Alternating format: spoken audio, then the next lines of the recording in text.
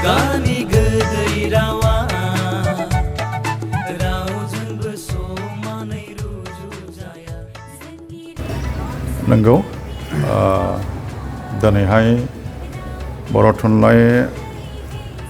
आफादनि 74थि जोनोम सान अर्थात गायसनथाइ सान आरोखि बेखौ जोङो लिटारेरि डे हिसाबै थुनलाइयारि सान हिसाबै जोङो फालियो मोनसे गोथार सान बियो आरो बे सानखौ दिनै भारतनि जेरावबो नोङो दिल्लीनिफ्राय आराम्भ खालामनानै गुबुन गुबुन स्टेट आसाम आरो बड'लेण्डखौथ' बाद होबावदो नों बिभिन्न कलेजफ्रावबो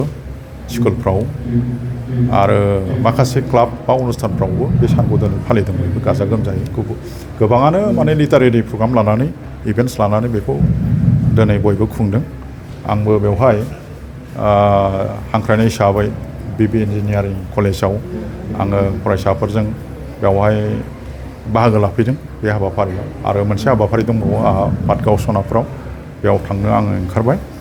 दा बर' थुनलाइ आफादखौ मानो दानाय जादोंमोन बेनि उद्देश्यआ मामोन दा बेखौ गोबाङानो मिथियाब्लाबो आं दिनै नोंथांमोननि मिडियानि गेजेरजों बेखौनो बुंगोन जे बर' थुनलाइ आफादखौ दानाय जादोंमोन बर' रावखौ जोंनि फरायसालिफ्राव बे समाव असमिया मिडियामनि फरायसालि जोबमोन खुनु बर' बिजों गैयामोन 1952आव अर्थात 1952 मायथाइनि 16 नभेम्बरावहाय 14 नभेम्बरावहाय बे आफादखौ दानायनि उनाव बेजों बर' रावखौ बिजों महरै मोननो थाखाय जोंनि बै समनि जे जोंनि बर' थुनलाइ आफादनि दैदेनगिरिफोर ओरैनोथ' जोंनि दाजेननायाव जोंनि आफादगिरिया जयभद्र हागजेरमोन डिमासा मानसि आरो बेनिफ्राय गाहाय नेहाथारियाबो जोंना सनाराम थौसेन बिथाङाबो डिमासानिमोन नाथाय बेनि मेन रलखौ जोंनि बर'आनो लादों आरो बिथांमोनखौ लानायनि खारनाबो बेनो जाहाथे जोङो डिमासा आरो बर' ज' जानो हायोमोन नामा बा जों बे एखे मिडियामजोंनो जोङो जोंनि सोलोंथाइखौ लानो हायो नामा बेखौ सिन्था खालामलायनाय जानाय हिसाबै जों बिथांमोनखौ लाफानानै खामानिखौ जोंनि बर' थुनलाइ आफादनि आगोलनि जे सतिश चन्द्र बसुमतारी जगेन्द्र कुमार बसुमतारी बिरेन्द्र नारायण ब्रह्म फादगिरि बेनिफ्राय धरनीधर रुपनाथ ब्रह्म समरम चौधुरी चरण नार्जारी आरो गोबां जोंनि बर' दैदेनगिरिफोर बै समनि बर'नि मेंनो रोङै जोहोलाव जाय बिथांखौ जों बुंनो हायो दिनैहाय बिथांमोननि नाजानायावनो बिराद आन्दलननि गेजेरजों 1963 मायथाइनि मे दानाव जोङो बेखौ बिजों महरै मोननो हाबाय आरो बेखौ बिजों महरै मोननो हानाया प्रथम भाबै जोङो बेखौ गुदि फरायसालियावल' मोनदों गुदि फरायसालि मोनखांनानै बिथांमोनहा जोंनो आरो गोजौ फरायसालियाव जोंनो फरायनो होआखै बेवहाय बर' थुनलाइ आफादा गोबां मानसिफोरजों बुंजादों जे जोंनि गथ'फोरखौ नोंसोर मानो बिदि खालामदों गुदि फरायसालियाव पास जाबाय दा गेजेर फरायसालियाव गोजौ फरायसालियाव फरायनो मोनाबा जोंनि फिसाफ्रा हालुवा जाजोबसिगोन मागोन नोंसोर जोंनि फिसाखौ मानो बिदि खालामो जों बेबादिबो बुंजादों आरोखि दा बेवहाय जोंनि दैदेनगिरिफ्राबो जिरायनाया थायाखैमोन माने गोबां खस्थ'नि गेजेरजों आरो मुभमेन्ट खालामबावनानै सोमावसारबावनानै गोजौ फरायसालियावबो जों मोननो हाबाय दिनै फैनानै 1970 मायथाइयाव फार्स्ट फेज मेट्रिक ओंखारबाय प्रथम भाबै दतमा आरो क'क्राझार ओनसोलनिफ्राय ओंखारबाय आरो उनावसो बे चिरां बिजनि आरो सानजाहा बाक्सा थाक्सा बिदि जाहैदों आरोखि दा बिनि उनाव जों नुबाय माने बर' बिजों फरायनानै गामिफ्राव गोबां फोरोंगिरिफोर मोनबाय बर' बिजों फरायनानै बर' बिजोंनि फरायसालियावनो मास्टार साख्रि मोनबाय बेनिफ्राय जोंनि इक'नमिक जे पजिसन बे पजिसना दावगादों बेनिफ्राय बिथांमोननि फिसाफ्रा आरो मोजांसिन फरायबावनानै सोरबा डाक्टार सोरबा इन्जिनियार सोरबा अफिसार बिदि जालाहैबाय बेवहाय जोंहा बर' बिजोंखौ लानानै बिराद मोनसे गेइन जादों आरोखि माने मोजां मोनसे डेभेलपमेन्ट माने जौगाखांनाय जोंनि बर' हारिनि गेजेराव फैदों दा दिनै फैयै आरो बे बर' बिजोंखौनो जोङो आरो 11-12आव 2024 जों मोनबाय जों लानो हाबाय दा सोलिगासिनो दङ मोनसे डिपार्टमेन्टआव आर्ट्सआव जों मोनबाय दा उनावहाय जोङो गुबुनखौ सिन्था खालामगोन साइन्स आरो कमार्सखौ जों उनाव सिन्था खालामगोन बेनि थाखाय जोङो मिटिंफ्राव सावरायो लाजाया बे उननि खोथा आरो बेनिफ्राय जोङो बेखौ ग्रेजुवेलि जोङो आरो डिग्रियाव लायबावनायनि बाथ्रा दं बेखौबो जों लासै लांगोन हाखु दाखुब्ला हयथ' जोंनाव गोरोन्थिबो थानो हागौ दा बर' थुनलाइ आफादनि जे उद्देश्य लानानै आफादखौ दानाय जादोंमोन आंनि साननायाव बे आफादखौ दानायनि थांखिया दिनैसिम माने फुलफिल जाबाय आरोखि नोंथांमोना नाय 2003नि जे BLT एकर्ड BTC एकर्ड जायाखैमोन 2003आव बिनिफ्राय जोङो बेखौ HCDL आव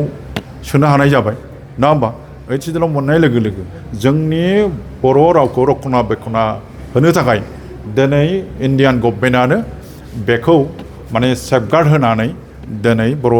भाषाखौ फोथांनायनि लामाखौ बिथांमोनानो होगासिनो दं आरो साहित्य एकाडेमिखौ जोङो बै समनिफ्रायनो 2003नि उनाव 2005निफ्रायनो 24आव माबा जाबाय 24नि सेलेक्शनखौ 25आव माबायाव मा होनो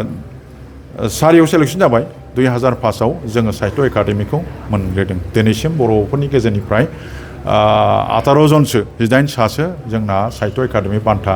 मोननाय मानसिफोर ओंखारबाय आरो मा दा बेखिनिखौ आं नोंथांमोननि मिडियानि गेजेरजों रायजो राजानो बुंबाय गतिके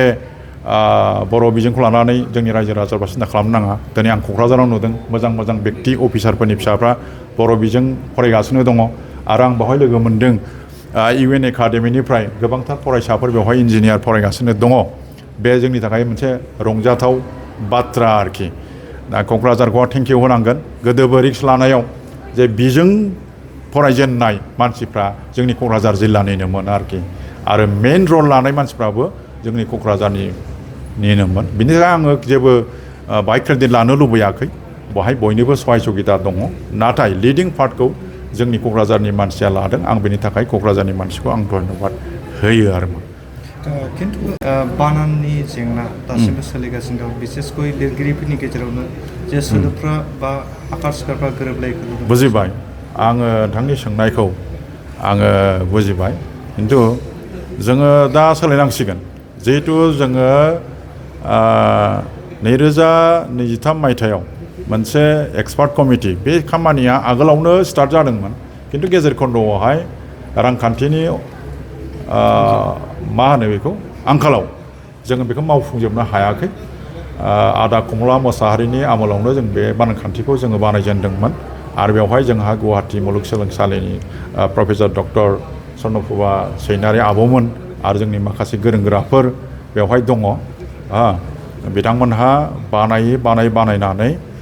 थांनाय बोसोराव बिथांमोनहा बानानखान्थि बिजाबखौ दिहुनबाय बेखौ लाइब्रेरियाव बायनानै मोनो आं खावलायनो लुबैदों जोंनि साफ्रोमबो फोरोंगिरि आरो साफ्रोमबो लिरगिरिफ्रा बे बिजाबखौ नायनानै जोंनि बे बानानखान्थि बिजाबखौ नायनानै फल' खालामनांगौ आरोखि आं बेखौ खावलायहरबाय आङो गिबियावनो जोंनि नैबे बिनेस्वर ब्रह्म सोरदिङारि फरायसालिमानि बर' थुनलाइयारि गौथुमनि गाहाय नेहाथारि जानानै आं गिबियावहाय नोंथांमोनखौ जोंनि फरायसालिमायाव फैनानै खौरां लाफैनायनि थाखाय आं गिबियावहाय साबायखर बावहरदों दा दिनैनि नैबे बर' थुनलाइ आफादनि 74थि गायसनथाइ सान फालिथाय बेखौहाय गोबां जायगायावनो फालिदों दा बेखौ नोजोर बोनानै जोंनि नैबे फरायसालिमानि बर' थुनलाइयारि गौथुमाबो दिनै जोंनि फरायसालिमानि नैबे सेमिनार हलावहाय सानसेनि गाबगोनां हाबाफारिजों खुंफुंदों दा बे खुंफुंनायावहाय जोंखौहाय जोंनि फरायसालिमानि गोरायुं मानगोनां प्रफेसर कमल कुमार ब्रह्म साराहाय फारफ्रोम बिथिङावहाय मदद होदों गावनो बे गौथुमनि आफादगिरि हिसाबै दा गिबियाव आं सारखौहाय थेंक इउ होग्रोदों दा जों बे हाबाफारियावहाय दहाय फुङावहाय थुनलाइयारि बादायलायनाय हाबाफारि लादों दा बिनि उनावहाय गिबियावहाय जोंनि बे हाबाफारिनि फिरफिला बिरहोनायखौहाय जोंनिनो बे थुनलाइयारि गौथुमनि लोगो लेङाइ आफादगिरि मानगोनां रैसुमै ब्रह्म मेडामा मावफुंना होदों बेनि उनावहाय बिबार बावजेननाय हाबाफारि बेखौहाय जोंनि गेजेरावहाय जोंनिनो फरायसालिमानि मानगोनां प्रफेसर डक्टर रजि मेमा मावफुंना होदों दा बिनि उनावहाय जोंनि नैबे हाबाफारिखौ साबसिनै खालामनो थाखाय गाहाय आलासि महरै जोंनि गेजेरावहाय नुजाथिफैदोंमोन मिरु बर' थुनलाइ आफादनि नेहाथारि मानगोनां सहेन्द्रनाथ ब्रह्म सारा दा सारा गोबां जोंनि गेजेरावहाय मोजां बिबुंथि होलांबाय दा सारा जोंनि गेजेरावहाय बेबायदि हाबाफारियाव बाहागो लाफैनानै जोंखौहाय थुलुंगाखां होफैनायनि थाखाय सारनिसिमबो आं नैबे समावहाय गाहाय नेहाथारि जानानै थेंक इउ बावहरदों गोजोन्थों